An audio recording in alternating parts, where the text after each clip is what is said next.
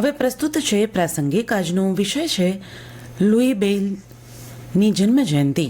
પઠન કરી રહ્યા છે અશરફ નથવાણી. બ્રેઇલ લિપિ દ્રષ્ટિહીન સમાજ માટે માત્ર વાંચનનું સાધન નથી, પરંતુ જ્ઞાન, આત્મનિર્ભરતા અને સન્માનપૂર્વક જીવનનો માર્ગ છે. દ્રષ્ટિહીન વ્યક્તિઓ માટે અક્ષરો જોવાની નહીં, પરંતુ સ્પર્શથી અનુભવવાની પ્રક્રિયા છે, અને આ સ્પર્શ આધારિત વાંચન પદ્ધતિને બ્રેઇલ લિપિ તરીકે ઓળખવામાં આવે છે. આ અનોખી લિપિએ વિશ્વભરના કરોડો પ્રજ્ઞાચક્ષુ લોકોને વાંચવા, લખવા અને પોતાના વિચારો સ્વતંત્ર રીતે વ્યક્ત કરવાની શક્તિ આપીને શિક્ષણ અને માહિતીના દ્વાર ખોલ્યા છે. આ ક્રાંતિકારી લિપિનો આવિષ્કાર ફ્રાન્સના લુઈ બ્રેઇલે કર્યો હતો. નાની ઉંમરે દ્રષ્ટિ ગુમાવ્યા છતાં લુઈ બ્રેઇલે દ્રષ્ટિહીન લોકો માટે સ્વયં વાંચી શકાય એવી સરળ અને અસરકારક લિપિ વિકસાવી, જે આજે ભાષા અને સીમાઓને પાર કરીને સમગ્ર વિશ્વમાં અપનાવવામાં આવી રહી છે. વિશ્વ બ્રેઇલ દિવસના આ અવસરે આજે આપણે વાત કરીએ એક એવા પુસ્તકાલયની કે જેણે લુઈ બ્રેઇલના વિચારોને વ્યવહારિક સ્વરૂપ આપીને છેલ્લા 4.5 દાયકાથી વધુ સમયથી પ્રજ્ઞાચક્ષુ ભાઈ બહેનોના જીવનમાં જ્ઞાનનો દીવો પ્રગટાવી રાખ્યો છે. જી હા, આપણે વાત કરી રહ્યા છીએ નવચેતન અંધજન મંડળ સંચાલિત જ્ઞાનજ્યોત બ્રેઇલ લાઇબ્રેરીની. સમયની સાથે કદમ મિલાવતા આ પુસ્તકાલય પરંપરાગત બ્રેઇલ વાંચનની સાથે હવે અત્યાધુનિક ટેકનોલોજીનો પણ અદ્ભુત સમન્વય સાધ્યો છે.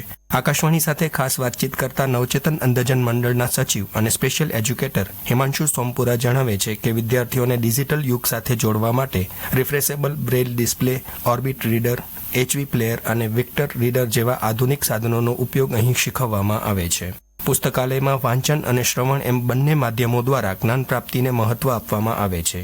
જેઓ બ્રેઇલ નથી જાણતા તેમના માટે ડેઝી ઓડિયો પુસ્તકો અને EPUB ફોર્મેટનો વિશાળ ખજાનો પણ ઉપલબ્ધ છે.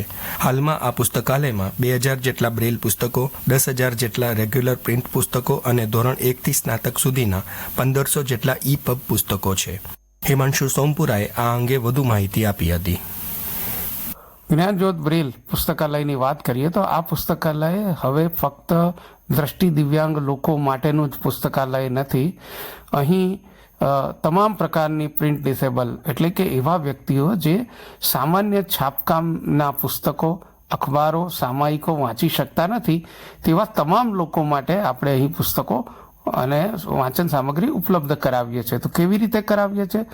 તો આપણે એક્સેસેબલ EPUB માધ્યમથી, એટલે કે એવું ફોર્મેટ જે તમારા સ્માર્ટફોન, સ્માર્ટ ટીવી, કમ્પ્યુટર ઉપર તમે ઈચ્છો તે પ્રકારના ફોન્ટ રાખી, તમે ઈચ્છો એ પ્રકારનું બેકગ્રાઉન્ડ રાખી અને તમે ઈચ્છો એ પ્રકારનું સ્પેસિંગ રાખી અને વાંચી શકો છો.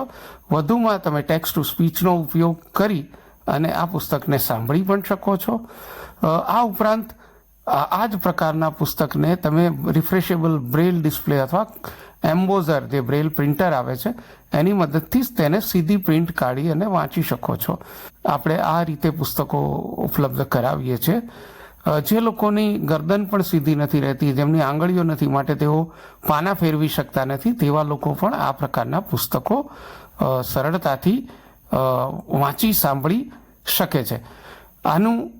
આ પુસ્તક માત્ર કચ્છના લોકો જ વાપરે છે તેવું નથી. સમગ્ર ગુજરાતના, ભારતના અને વિશ્વમાં ખૂણે ખૂણે વસતા ગુજરાતી ભાષા જાણતા લોકો પણ આ પુસ્તકો આપણી પાસેથી મંગાવે છે. કારણ કે આ ડિજિટલ ફોર્મેટમાં હોય છે, એટલે એને એક જગ્યાએથી બીજી જગ્યાએ મેલના માધ્યમથી, ગૂગલ ડ્રાઈવના માધ્યમથી અને અન્ય રીતે પહોંચાડવા સરળ બની જાય છે, અને એ રીતે આપણે વિશ્વના કોઈ પણ ખૂણામાં આ પુસ્તકો સરળતાથી પહોંચાડી શકીએ છીએ.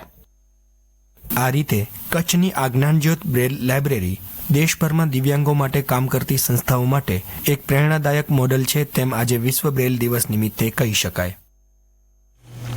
હમણાં જ આપ સાંભળી રહ્યા હતા પ્રાસંગિક. આજનો વિષય હતો લુઈ બ્રેઇલની જન્મ જયંતિ. પઠન કરી રહ્યા હતા અશરફ નથવાણી. પ્રસારણ આકાશવાણીના ભુજ કેન્દ્ર પરથી કરવામાં આવ્યું.